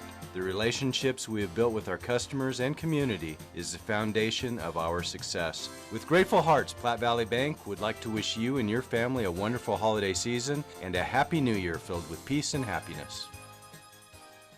You love the Lennox difference, from collision repair to minor nicks and dents. Certified quality you can trust. Nobody cares about your car more than us. Lennox Auto Body, we do what we say. We fix it right and get you on your way. No shortcuts, no compromise. Lennox Auto Body. No shortcuts, no compromise. Lennox Auto Body at 1020 Dunn Avenue and the Detail Center at 617 East Pershing Boulevard, Cheyenne. Here's the latest weather forecast on 1480 KRAE. Weather-wise for today, mostly cloudy with areas of snow and freezing drizzle. Expected daytime high of 34. Tonight, mostly cloudy and blustery with a slight chance of snow. Our low dropping down to 16 degrees. Winds northerly to around 20 miles per hour. Gusts as high as 30, bringing down our wind chill values. Thursday's forecast, mostly cloudy. Expected daytime high of 21. Continued blustery. Winds northerly to around 20, gusting as high as 30. And for Thursday night, mostly cloudy. Our low down to 9 degrees. You bleed brown and gold? So do we. Wyoming Cowboys football and basketball is always front and center on this show. This is Wyoming Sports Talk Today, and it's here on AM 1480 KRAE.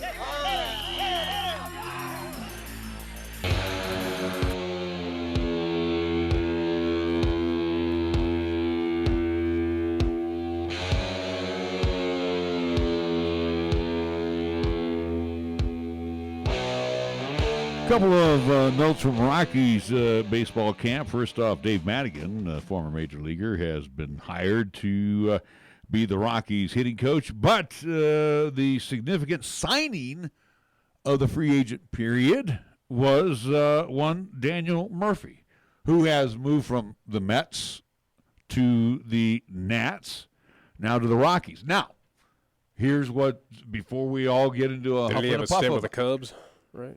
Okay. Yeah, he was with the Cubs too. But before getting all huffed now, he's played second base. That's not where they're looking at him to go. Yeah, he's kind of an all-around player. He can do pretty much any position, but again, it did bring in theorizing, at least kind of that DJ LeMahieu was on his way out. And again, could it be a possibility? You never know. It could be. That wasn't one. It looks like they're doing on the back burner. For my opinion, it was about a 50-50 of do they get rid of LeMahieu? Yes and no. I wouldn't be surprised either way if they kept him or got rid of him. But yeah, it did bring up a lot of controversy of going, well, you brought this guy in, now we know that you are shipping him out. I also brought up the other rumors of that is Arenado's time up as well, where they're going to split up that kind of main infield core. Well, and also, too, it sends, if Murphy does go to first base, that will send out to the outfield their first baseman, their current first baseman. I thought he might be traded as well, so who knows? I mean, the Rockies... It's another added bat. Do the Rockies need another added bat? They already got a potent offense as is. Again, it was for the streaks that they did have where offense was kind of disappearing. Who knows why that was happening? Again, whether that is chemistry, they were just all in a slump. Maybe it's addressing, again, getting the new hitting coach down there in Colorado. I don't know. But, again, from top to bottom, front to back, again, that offense is very potent. It should be potent throughout all 162 games of the regular season for the Colorado Rockies. But is it a good move? Yes. It is a bolster to that lineup, absolutely. There's no doubt about it. It is a good defensive piece in the infield, absolutely. Again, not a bad move for the Colorado Rockies. And right now, as I look at the Rockies roster, DJ LeMahieu is not on the roster. Well, yeah, they still need to sign him. That's right. And again, Ian Desmond, who I was thinking of, that they're moving out, or we're going to possibly put him on the trading block. So there are still some things still to go on. But what I'm understanding is the Rockies are in negotiations with LeMahieu. I think they really are trying to keep him signed. Like you said, with Nolan, they want to keep everything intact there. And I think adding Murphy you would think it's a good piece. Again, for the Rockies, that's their best move, is to retain all these pieces. Again, you have some upper echelon players right now, especially in your infield, who can do special things for your team. Clearly, you've seen that with LeMahieu. You clearly have seen that right now with Arenado at third base. You have all-star players. You have silver sluggers. You have golden glovers right there.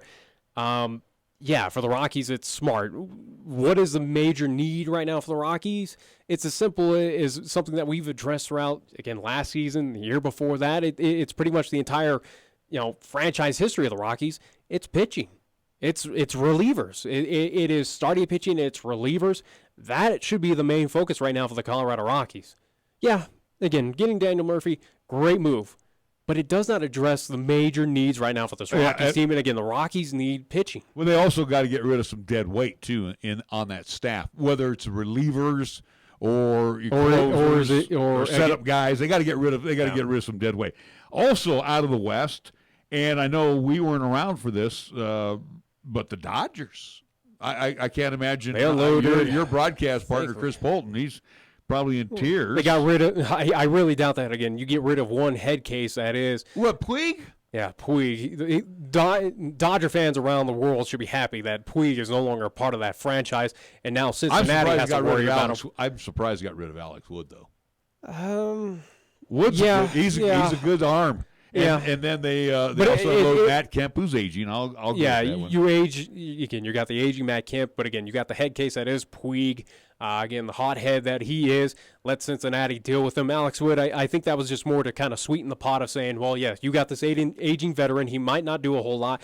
Puig, who's going to be a hothead. Here's Alex Wood to kind of sweeten the deal and say, please accept Cincinnati. Well, and then they pick up Homer Bailey, who is a right-handed arm. So, again, Homer Bailey, who was kind of tossed around last season, who was kind of the top pitching prospect, to kind of, again, Dodgers, yeah, good move. Again, I mean, the Dodgers, they get Homer Bailey, they get backup catcher, infielder Kyle Farmer, and then also they sent $7 million to the Reds. I mean, they really wanted Bailey for some reason to bolster this pitching staff. So, we'll see. But again, it's kind of neat to see some of the action already coming out of the NL West. The Arizona Diamondbacks have made a lot of noise thus far. Well, they've been sellers, if anything. But for the Dodgers, I think they got the best end of that deal compared to Cincinnati. Again, you're dealing with, Puig is like Carmelo Anthony of MLB. Whatever team he's on, he's just going to be a cancer. And I feel bad for the Cincinnati Reds. I feel bad for that franchise. Feel bad for that fan base, because now you got to deal with them. You got to deal with it. And I'm glad here, real quick, one last thing, then we got to get into our coaches show. The Swinging A's and Mike Fiers, they have reached a 2-year deal for the right-hander. They picked him up from Detroit during what I think the trade deadline, and he's going to earn $6 I think they million. signed him at least Christmas Eve.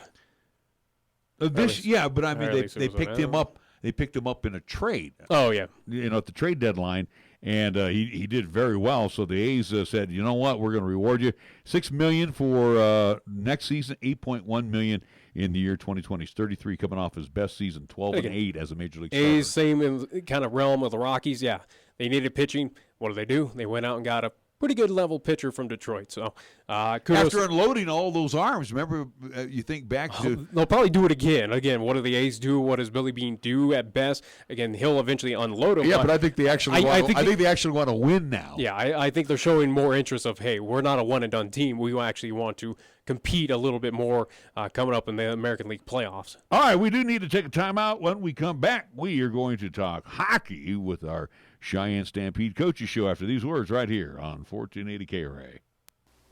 Capital Lumber is number one in Cheyenne. Are you listening?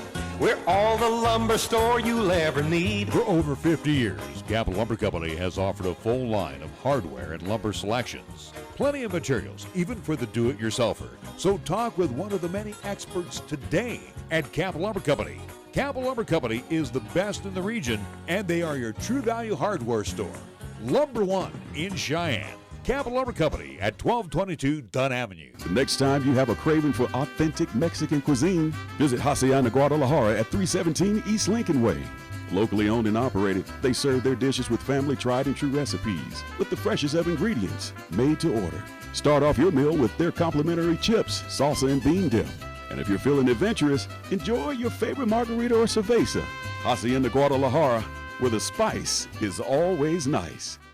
Due to our stormy season this summer, Jolly Rogers RV Sales and Service is offering you a hail of a deal on a wide variety of travel trailers, including toy haulers. Get up to an additional 50% off MSRP on Jolly Rogers' already low prices. Check out their new and used inventory. Damaged or not, you can still travel in style. Call Jolly Rogers RV Sales and Service today, your exclusive Jayco dealer, at 634-8457. See them at 6102 U.S. Highway 30 or go to jollyrogersrv.com. For 56 years, 1480 KRAE has been Cheyenne's home for good times and great oldies. Also with KYY FM, we are Cheyenne and the area's only locally owned AM/FM combo radio stations. Add that to the addition of 3 FM radio translators to serve the area with programming from both KRAE and KYY, and that equals a lot of bang for your local advertising dollar. Radio, yesterday and today, still works. For more information, contact Don Morris at 307-637-0301.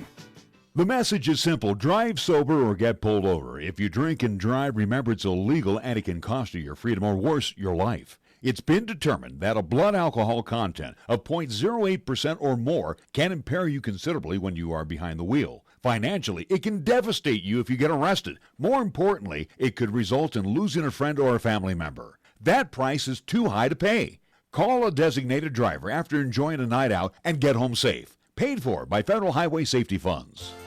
Hi, this is Rick Flood with Platte Valley Bank. I would like to express our sincere appreciation for your confidence and loyalty.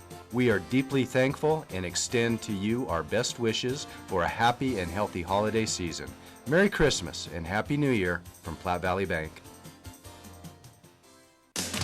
We're taking Cheyenne, Wyoming Sports Talk Radio to a whole new level. This is Wyoming Sports Talk Today. Don't look at me. I think these people are completely nuts. Stop this crazy thing! And it's only here on AM 1480 KRAE.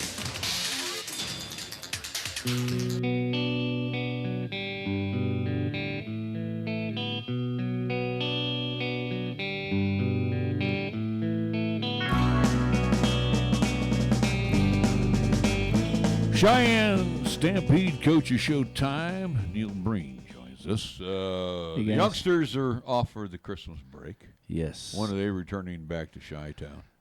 A majority of them will be here on the 28th. So you give them a little time off to spend with family. That's a nice deal. Yeah. Of course, I think it's probably good as any time for them to break away because you guys have been hard at it since about August. You've had some new members join the team, so again, trying to get that mix, trying to get that moxie put together with this team. But we haven't had a chance to talk to you over the last couple of weeks. It was not all wine and roses on the last homestand here, but somehow, some way, you guys kicked it into another gear when you headed to Las Vegas. So, let me go. What I want to do is go back to what happened here in Cheyenne against a team that is probably equal to Stampede, and we kind of laid an egg that weekend series. And I know you weren't one happy camper. No, I wasn't happy with our effort. I mean, we did the kind of the good in flashes kind of thing again. And, there's a weekend when we really needed to show up, and we didn't. But I'll tell you, hats off to Steamboat. They really saw how important that weekend was for them, and they came out and competed hard and played well. Well, I think credit also, too, again, not to sell your team short though, Coach. Again, Saturday game that I had the privilege of being at, again, an overtime winner, again, something that local fans have not seen in quite some time. A home victory there at the Cheyenne Ice at Event Center. Again, yes, it was an overtime. It gets moved into that kind of weird, at least column there in the Western States Hockey League, but it was a home win, something that it was a rarity for the Cheyenne Stampede of last season.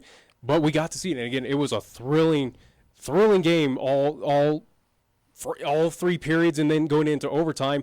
Yeah, it was just something. It felt like that game, in my opinion, heading into Sunday's matinee, you expelled kind of all your energy in that win, and just came out kind of gassed in Sunday's contest.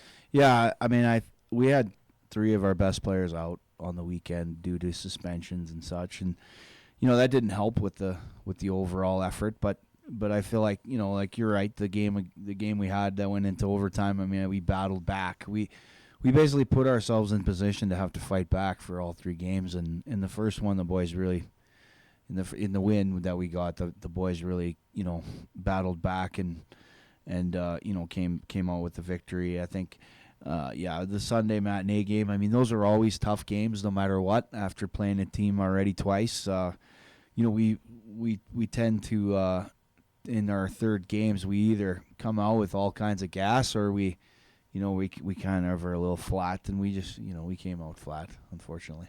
So let's fast forward to the most recent trip to Las Vegas, and again for the younger guys, seeing the city of bright lights. I guess what was there? Some of these guys who come from smaller communities, even of Cheyenne stature, and going to a major metro area like Las Vegas, were some of these guys just blinded by the lights, so to speak? Yeah, I mean they were amped up for it because there's like 156 college scouts in attendance, so the guys were amped up for the hockey, and they were also, maybe a little too amped up for the overall environment. I try to make the message clear that we're there to, we're not there to hang out with your parents. We're not here to walk around and check out the sights. We're here to play hockey, and that goes a little ways for the first day or two, but you're there for 4 days, and guys, like if you have an early game or a late game, you got all day to kind of mill around and lose your focus. So, but I don't think that actually on the weekend in Vegas, I don't think we really lost our focus. I think, we were really good. Like, I was really happy with the product of our guys. We worked hard, and the teams that were playing were good teams. I felt like, especially like in the first game, like we definitely competed hard for the full. Well, it's 50 minutes in Vegas, so 2 25-minute halves. So we looked really good. Like, I feel like if you compare the weekend that we had in Vegas to the weekend we had before against Steamboat, we were a completely different team. We were doing things. We were playing the game the right way. We were laying bodies. We were keeping it simple by protecting pucks, not trying to do too much. And it was really easy to see when guys tried to be fancy how much it affected us in the negative category. So it was a good teachable weekend as well. And before getting at least the breakdown of the Vegas showcase again, where you did pick up another overtime win, again, that first day you were there in Vegas, but I just want to quickly go back, as you mentioned again, how the showcase is at least made up 2 25-minute halves. I mean, is that something that Western States is trying to experiment with, or No. why is that? Well, it's a showcase, right? So there's all the leagues, with the exception of the USHL, changes kind of the format for showcase, so they can get more teams in a shorter amount of time for the college scouts to take a look at. So they work it out to being 50-minute blocks, right? So they, the extra 10 minutes or so is to scrape the ice, and they can just fit a lot more games into those hour blocks. So no, they're not experimenting with anything. They do it in the North American Hockey League in Blaine, Minnesota. They kind of do the same thing. It's mainly for the scouts so that they can see a lot of teams in one day.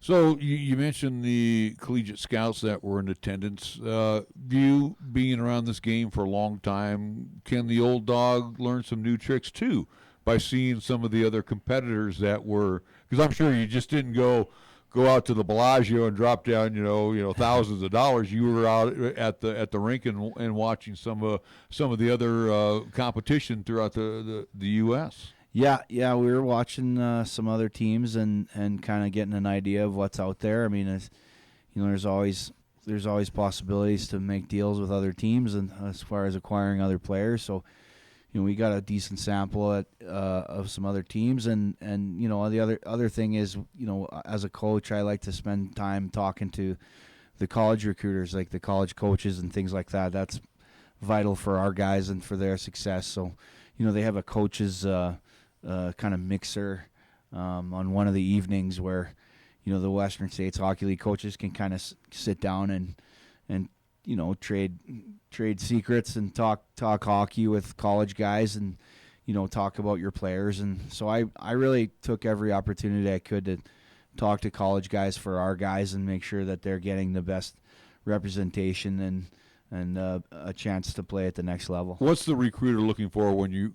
And again, I'm sure you talk to many different guys. What is the main message that they're passing on to you? What are they looking for? Well, I'll tell you what. I had a long conversation with Alex Todd. He's the head coach at Cheyenne University. It's a NCAA Division III school. Their program's pretty new, and we got on the discussion of what we're looking for in players. And it's really what we've talked about on this show, and what I talk about day in and day out. It's you look for the guys that aren't afraid to, they're not afraid to get down and block a shot. They're not afraid to get in a fight. They're not afraid to take the body, get in the corners, and do the dirty work. But you also want them to have that skill aspect where they have a quick release shot, where they're shooting the puck whenever they get the chance. They're playing a heads-up game, so they're seeing the big picture on the ice. Like, those are the guys, and the guys that compete every shift, not the guys that go out and lollygag around, and when they get the puck they compete. The guys that compete every second of every shift, and those guys are harder and harder to find today. And those are the guys, and that's why only 3% ever make it to the NHL, because there's only a certain breed of guys who understand what it takes to make it to the next level. All right, we were talking with Neil Breen. He is the head coach of the Cheyenne Stampede. It is our Stampede Coaches Show right here on 1480 KRAE. Back after this timeout. You can actually get something good for your health at a drive-thru window. When you order your next prescription from Medicap Pharmacy, call ahead and use our drive-thru window. Or you can call for free delivery.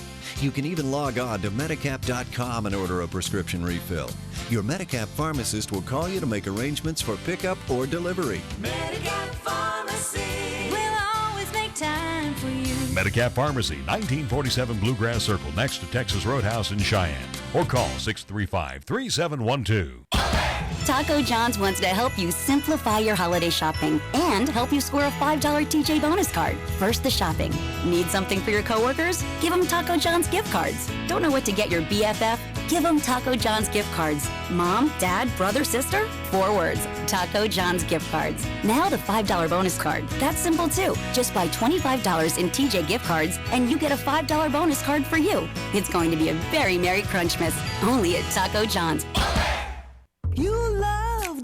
Lennox difference from collision repair to minor nicks and dents. Certified quality you can trust. Nobody cares about your car more than us. Lennox Auto Body, we do what we say. We fix it right and get you on your way. No shortcuts, no compromise. Lennox Auto Body.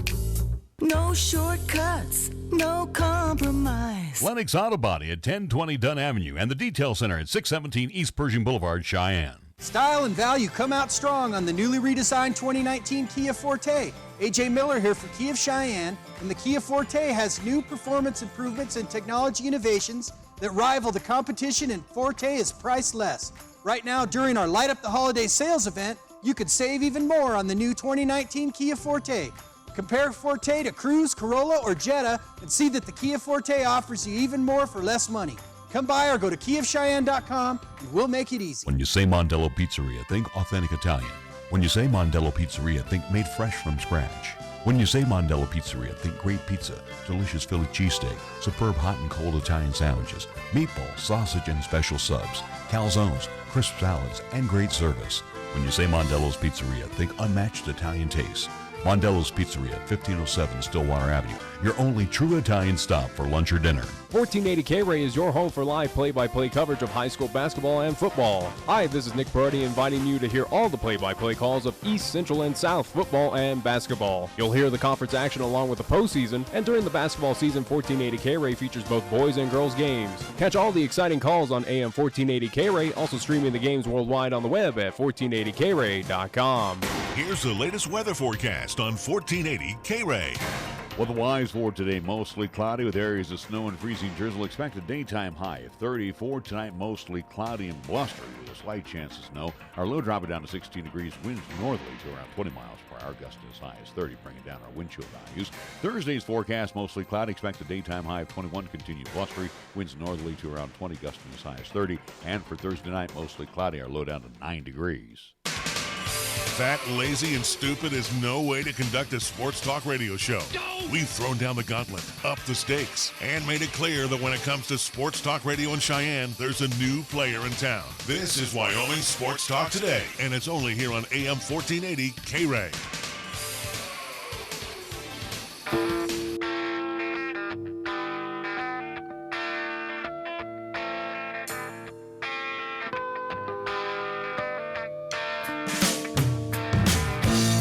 We are back on Wyoming Sports Talk today, and we are talking with Neil Breen, head coach of the Cheyenne Stampede, who had an 0-1-1-1 representation out at the Vegas Showcase. But again, one of those ones is still a victory, though. It's an overtime victory. It's a win. And an overtime loss, and then a loss. You have two more than the entire season of last year. Again, that turmoil that was for the Cheyenne Stampede. Again, you've doubled victories. Again, as we saw, plenty of season left to go for the Cheyenne Stampede.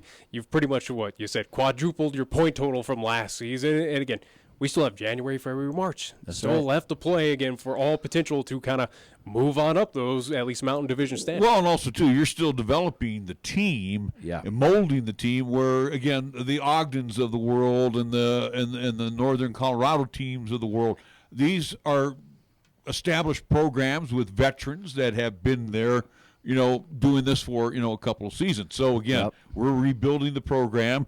We're also getting in the right mixes of players. But Nick brought up a very good point during the break, and I'll go ahead and take the thunder away from him on it. But, again, you're having this discussion with this D3 coach, and again, what he's looking for. And again, he's not looking for the entitlement type of kids. He wants hard-nosed kids to play hockey. The message that you exhibit to your players on a day-in, day-out basis. And Nick brought up a good point. Did this coach have that opportunity to speak to your team? And you're thinking, well, maybe that's not a bad idea. Yeah, we actually, in our discussion, we talked about that.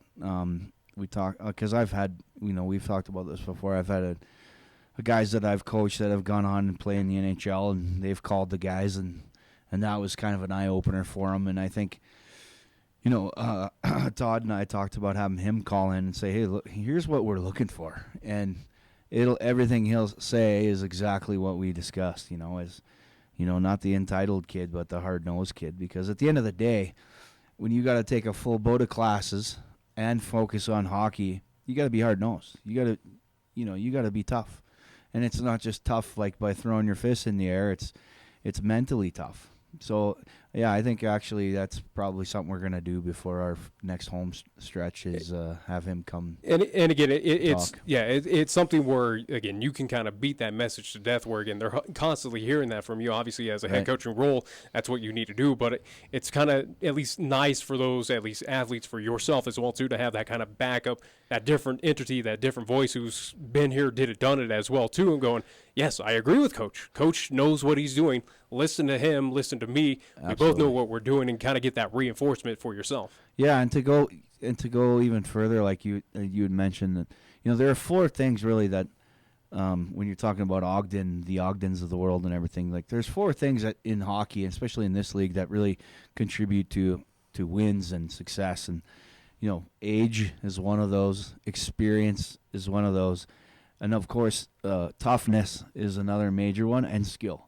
So you take those 4 things, right? And you got to, as a guy who's coaching a team that's pretty young and inexperienced, we have the toughness part down for the most part. It's just not enough, in the right spots.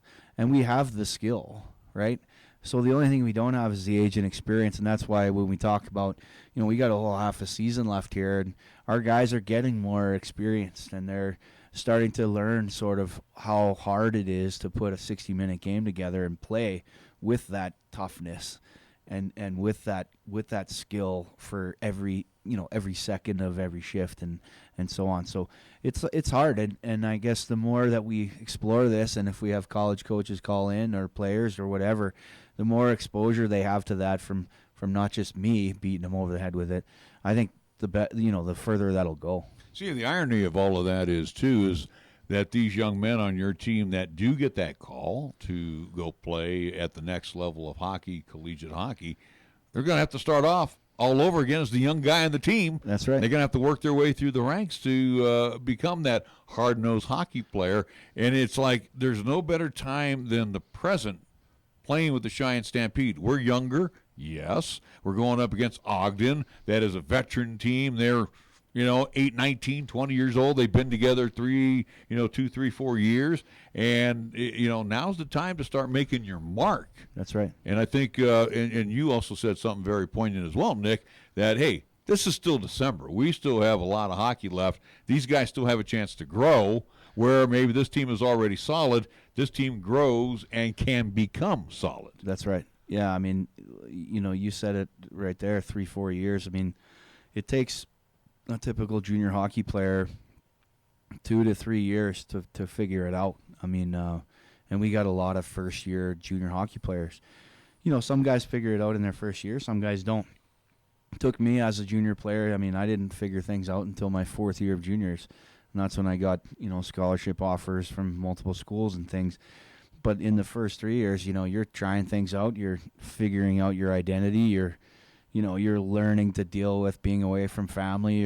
There's a lot of outside influence that, kind of dictates your success on the ice. And I think that's what a lot of people need to realize is a lot of these kids, they've never even been away from home. And, so it's a challenge. It's a daily challenge for me, weekly, monthly.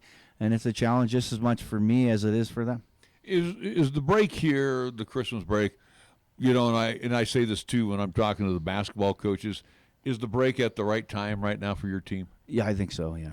I mean, we had a short little break for Thanksgiving, and, some guys stick around, some guys went home, but this one is, it's right after a long stretch of games. We played 6 games in a matter of, 2 weeks, not even.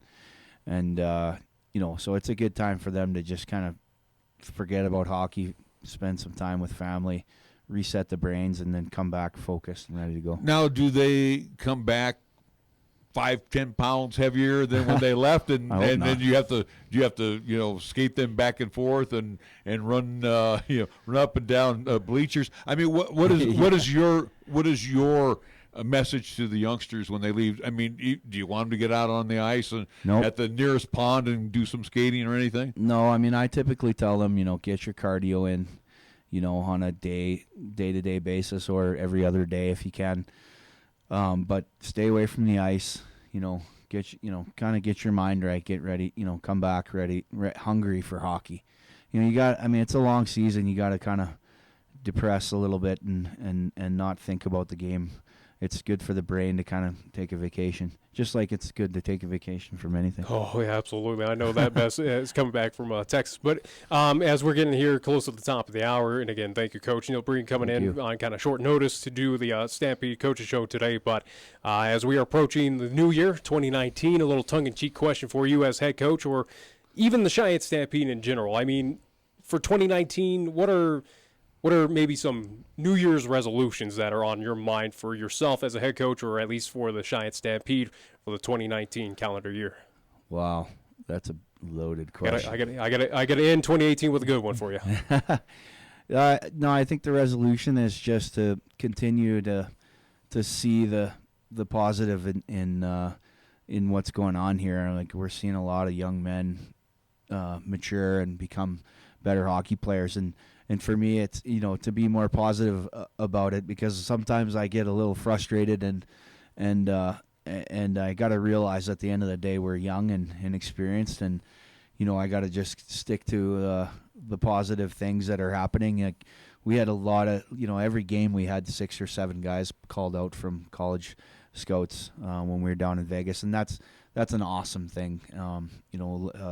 It does a lot for a player just to talk to somebody after a game saying, hey, we identify what you're doing. So for me, it's, the resolution is just to be more positive, be more of a positive influence for the guys as far as, saying the right things at the right times and making sure I'm supporting the progress that they've made thus far, and not always harping on the negatives. See, and I like that, again, that positive theme. I think that's also something that maybe, and again, not calling out the fans or at least supporters of the Cheyenne Stampede, but again, folks who tune in, not knowing about what the Cheyenne Stampede put on the ice, but it's something to kind of look at the positive. It's going to be, again, this is not a team that's going to do wonders. We can only hope so. Again, maybe they turn around in 2019, but it's something where I've been kind of saying of, look at the small positives. Again, what I mentioned beforehand. Again, 4 wins so far in this season. Again, still plenty of time. That's 2 more than you had all of last year. Yep. Again, quadruple your points. You have something that is kind of the effect of what we saw if you put the parallel of down the road with the Colorado Avalanche. Again, look at what Coach Bednar did, where, again, came into a bad situation and brought that team into where it is right now, a very successful and kind of perennial powerhouse right now in all of NHL. Absolutely. Yeah, I mean, you got to celebrate the small things, and I think, as we continue to do that, we'll see more and more production out of these guys with the new additions of Cody Kiefer and Andrew Ware, and Jonathan Terisha. Like, these guys have good guys in the room, and they add a lot of skill and speed and toughness to our team, and we're going to see some more changes down the line as well, and we're just going to continue to get better. All right, Coach. Well, we thank you so much for joining us. Continued success. I know you want to recharge a little bit here, so spend some time with the family. And again, happy holidays to you and your family as well. All right. With that all being said, we got to wrap things up here. We'll be back at it again tomorrow from 4 until 6 o'clock. 4 and 6. Excuse me, 3 and 5. What am I getting 4 and 6 from? I don't know. Anyway, we'll probably be here. Something else in town. No. We don't do that. No, we'll be here from 3 until 5. I was actually moving ahead on our. We're not those clients. On our golden age of radio theater, because we haven't had that in so long. From 8 until 10 tonight, we will have, correct me if I'm wrong, 2 Sherlock Holmes. Yeah, and ironically, one of them is Christmas Eve themed. All right. You should have ran it on Christmas Eve, but obviously you didn't. Then we will have 2 Suspense theaters. I'm having a senior moment right now because I'm tired. I want to go home. All right. Before we go home, you are going to. I don't have a fact of the day. I was. Oh, wait a minute. Y'all whine and moan that I never leave the time for you. The fact of the day is that Baylor University has a prayer at the beginning of every of their sports contests. I didn't realize that. So. Man, you're Mr. Religious, that's for sure. It was just it was odd, at least for a basketball game where you kind of had to get up and All right, well that's wonderful. There's your fact. All right, so we'll be back at it again tomorrow from 3 until 5 right here on 1480 KRAE. Have a good evening. Bye bye.